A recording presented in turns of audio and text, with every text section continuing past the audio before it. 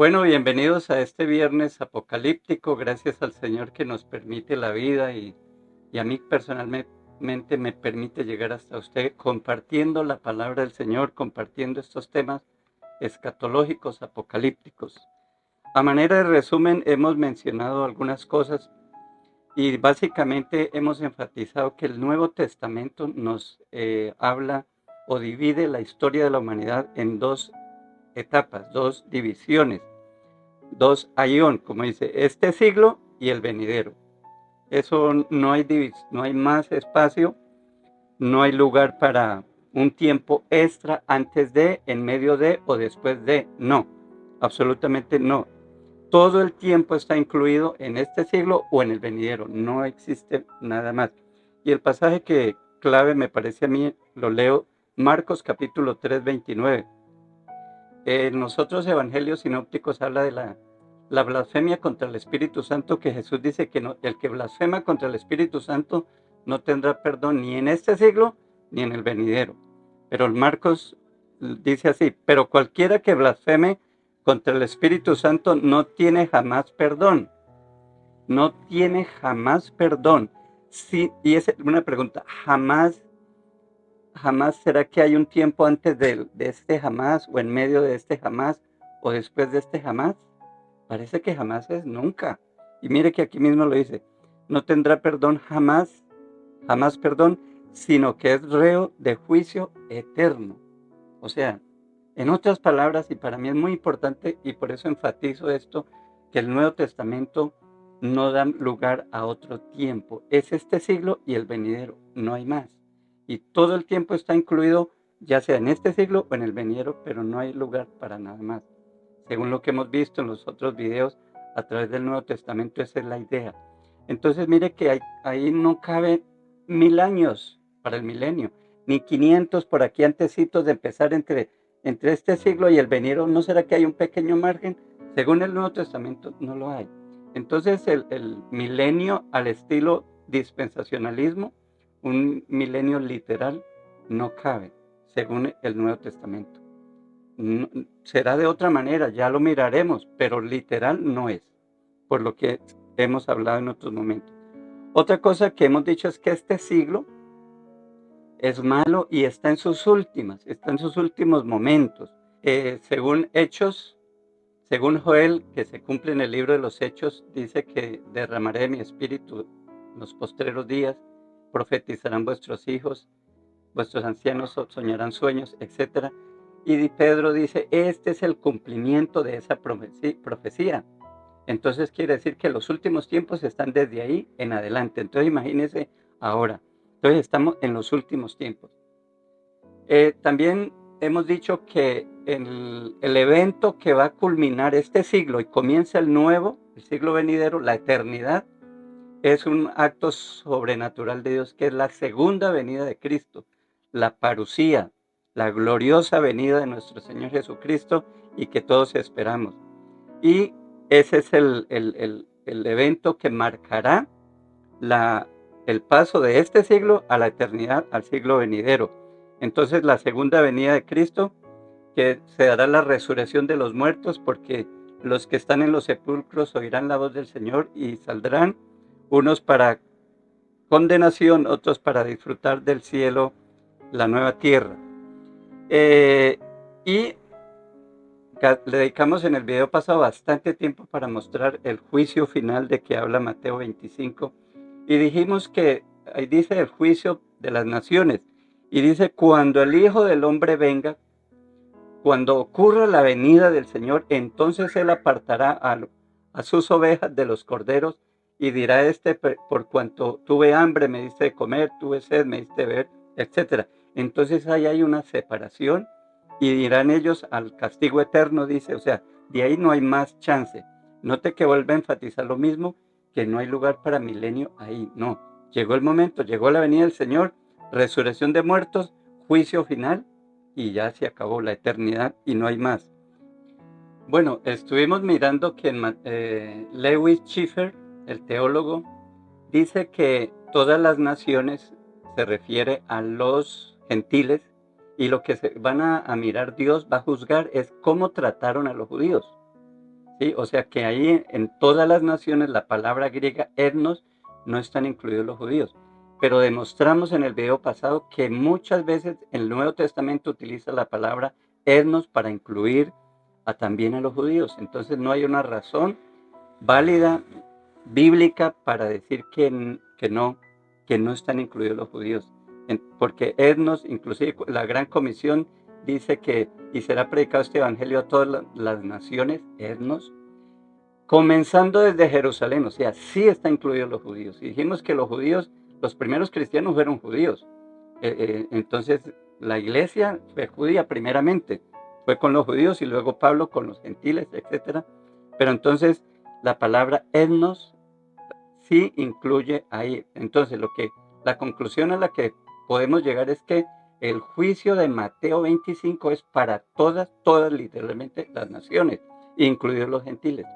Entonces vamos a mirar ahora en el resto del Nuevo Testamento, porque vimos solamente los evangelios y ese juicio, a ver cómo lo ve Pablo, a ver cómo lo ve Pedro, la escatología de Pablo, la escatología de Pedro. Bueno, voy a leer ahora en Romanos capítulo 1, versículo 18 en adelante. Vamos a mirar la escatología de Pablo.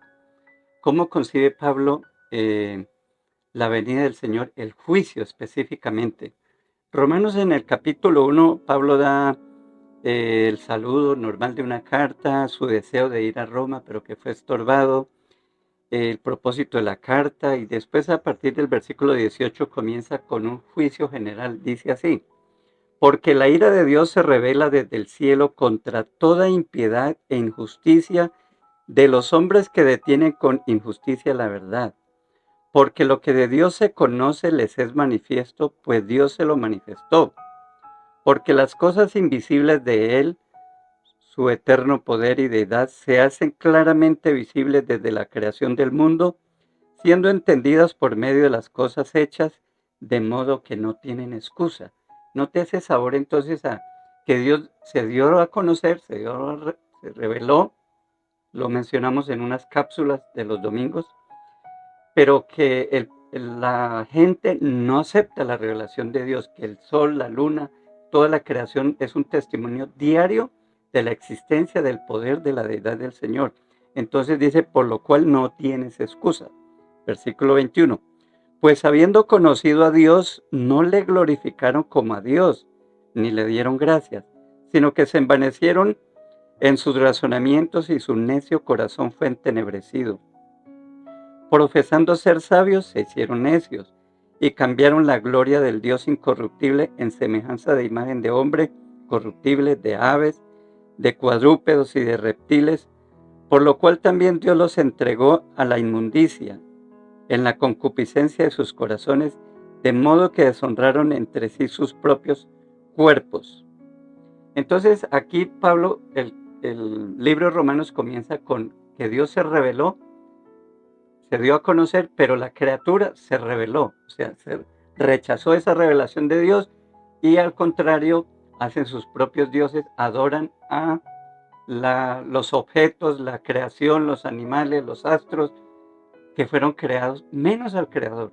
Entonces viene el juicio de Dios. Entonces aquí es un juicio. ¿Será que aquí están incluidos los judíos? Aquí parece ser general. En el capítulo 2 continúa, pero aquí ya empieza como más particular. Dice, por lo cual eres inexcusable. Por lo cual yo le enseño a mis alumnos de hermenéutica que las partículas que unen, o sea, por lo cual supone continuidad de lo anterior, del juicio. Dice, por lo cual eres inexcusable. Oh hombre, quien quiera que seas tú que juzgas, pues en lo que juzgas a otro, te condenas a ti mismo.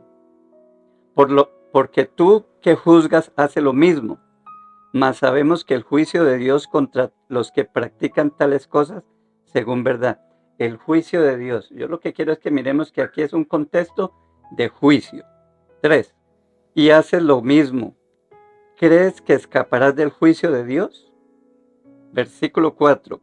O menosprecias las riquezas de su benignidad, paciencia y longanimidad, ignorando que su benignidad te guía al arrepentimiento? Pero por tu dureza y por tu corazón no arrepentido, atesoras para ti mismo ira, para el día de la ira y de la revelación del justo juicio de Dios. Note que ahí continúa el tema. El cual pagará cada uno conforme a sus obras. Esto tiene relación con Mateo 25, que vimos en el video pasado, que él pagará de acuerdo a sus obras. Por cuanto no hiciste esto, entonces aquí estamos hablando también de juicio, retribución. Dice, vida eterna a los que perseverando en bien hacer buscan gloria, honra e inmortalidad, pero ira, enojo a los que son contenciosos y no obedecen a la verdad, sino que obedecen a la injusticia, tribulación y angustia sobre todo ser humano que hace lo malo, sobre todo ser humano. El judío primeramente y también al griego. Qué bueno que aquí aclara que todos son todos. Pero gloria y honra y paz a todo aquel que hace lo bueno, al judío primeramente y también al griego. Porque no hay excepción de personas para con Dios. Qué importante acá. Recordemos que los teólogos del dispensacionalismo dicen que en Mateo 25 no es un juicio para todas las naciones, que es contra los gentiles por la forma como trataron a los judíos. Pero aquí Pablo está diciendo que en el juicio, al judío primeramente y también al griego, que no hay excepción de personas. Todos serán juzgados. Dice, porque no hay excepción de personas para con Dios. 12. Porque todos los que sin ley han pecado, ¿quiénes son los sin ley? Los gentiles. Sin ley también perecerán. Y todos los que bajo la ley han pecado, por la ley serán juzgados. Porque no son los oidores de la ley los justos ante Dios, sino los hacedores de la ley serán justificados. Porque cuando los gentiles que no tienen ley hacen por naturaleza lo que es de la ley, estos, aunque no tengan ley, son ley para sí mismos, mostrando la obra de la ley escrita en sus corazones, dando testimonio su conciencia y acusándole o defendiéndole sus razonamientos. En el día en que Dios juzgará, en el día que Dios juzgará por Jesucristo los secretos de los hombres conforme a mi evangelio. Entonces, aquí tenemos claramente que es un juicio para todos. El día de la ira y que van a ser recompensados de acuerdo a sus obras. Mire que el paralelo que hay con Mateo 25, el juicio. Miremos Pedro, la escatología de Pedro. Bueno, voy a leer en 2 de Pedro capítulo 3, versículo 3 en adelante. Tengamos en mente ese esquema, la venida del Señor, el juicio para judíos, para gentiles, que van muy relacionados. A ver si Pedro también está en lo mismo. Dice, sabiendo primero esto, que en los postreros días vendrán burladores, andando según sus propias concupiscencias y diciendo, ¿dónde está la promesa de su advenimiento? ¿Cuál es el tema que está desarrollando o que comienza a desarrollar Pedro? Los que se burlan porque el Señor no ha venido. Dice, ¿dónde está la promesa de su advenimiento? ¿Usted ha escuchado hablar de los adventistas? Bueno, es advenimiento, que es venida del Señor, que se refiere a la parucía, al regreso del Señor, a la segunda venida del Señor. Dice, ¿dónde está la promesa de su advenimiento? Porque desde el día en que los padres durmieron, todas las cosas permanecen así, como desde el principio de la creación. O sea, pasan los años y nada que viene. Dice Pedro, estos ignoran voluntariamente que el tiempo antiguo fueron hechos por la palabra de Dios los cielos y también la tierra, que provienen del agua y por el agua subsisten, por lo cual el mundo de entonces pereció abnegado por agua. Está hablando del diluvio. Está diciendo que hubo un juicio en el mundo antiguo y que por la palabra fueron preservados y que vino ese diluvio. Versículo 7. Pero los cielos y la tierra que existen ahora, en el presente, están reservados por la misma palabra, guardados para el fuego en el día del ¿qué? En el día del juicio. Estamos hablando, segunda venida de Cristo es el tema, y con la segunda venida de Cristo que viene, el juicio, y el juicio de todos. Dice que para el fuego en el día del juicio y de la perdición de los hombres impíos. Mas, oh amados, no ignores esto, que para con el Señor un día es como 1000 años y 1000 años como un día. El Señor no retarda su promesa, según algunos los tienen por tardanza, sino que es paciente para con todos. Aquí dice su promesa. ¿Cuál promesa? La promesa de la segunda venida, de que Él va a regresar. Según no tienen, sino que es paciente para con nosotros, no queriendo que ninguno perezca, sino que todos procedan al arrepentimiento. Pero el día del Señor vendrá como ladrón en la noche. Otra vez, hay juicio en la venida del Señor. El día del Señor es lo mismo que el advenimiento, que el regreso del Señor. Pero el día del Señor vendrá como ladrón en la noche, en el cual los cielos pasarán con gran estruendo, y los elementos ardiendo serán deshechos, y la tierra y las obras que en ellas hay serán ¿qué? Quemadas. Note aquí entonces, Pedro agrega un elemento. Pedro primero está en armonía con los evangelios, Mateo 25, venida del Señor y juicio. Yo creo que usted lo ve bien ahí. Está de acuerdo también con Pablo en que hay un juicio y que es para todos. Pero Pedro agrega aquí un elemento que dice que el mundo antiguo fue juzgado con agua y que este va a ser juzgado, castigado con fuego, y que los elementos que hay serán quemados, serán deshechos. Sigue diciendo, puesto que todas estas cosas han de ser deshechas, ¿cómo no debéis vosotros andar en santa y piadosa manera de vivir, esperando y apresurándoos para la venida del día de Dios? Note que aquí está usando otros términos, pero se refiere a lo mismo. ¿Qué querrá decir la venida del día de Dios?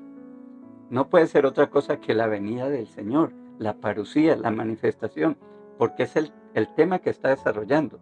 Entonces son sinónimos para referirse a lo mismo, la venida del día de Dios, en el cual los cielos encendiéndose serán deshechos y los elementos siendo quemados se fundirán. Pero nosotros esperamos, según sus promesas, cielos nuevos y tierra nueva en los cuales mora la justicia. Gloria a Dios. Mira entonces que aquí está en perfecta armonía. Yo no sé si usted logra verlo, pero yo veo la armonía que hay tanto en los evangelios como en Pablo, como también ahora en Pedro. La venida del Señor, primera cosa. Acto seguido, el juicio. Acto seguido, la condenación, la eternidad. ¿Cierto? Y aquí dice cielos nuevos y tierra nueva donde mora la justicia. Ahí está Apocalipsis. Entonces mire cómo estos temas están muy claros, pero muy claros en los evangelios, en las cartas de Pablo y ahora en Pedro. Entonces estamos mirando que el fin de este siglo termina con la venida del Señor, que ahí será la resurrección de los muertos y será un juicio general. Y vendrá la condenación en el infierno y el cielo nuevo y la tierra nueva. No hay más. Entonces, con todo esto estamos mirando el esquema. Yo sé que hay un milenio. Muchos me han preguntado, pero ¿y entonces el milenio qué? Bueno, eso está en Apocalipsis. Y por ahora dijimos que vamos a mirar los pasajes que sí son claros, el esquema que nos da el Nuevo Testamento, los evangelios y ahora Pablo, Pedro, para luego ir al Apocalipsis, que entre otras cosas pues está de último. Pero lo que sí está muy claro es que el milenio no es 1000 años literal, por lo que hemos visto. Hasta el momento no hay lugar.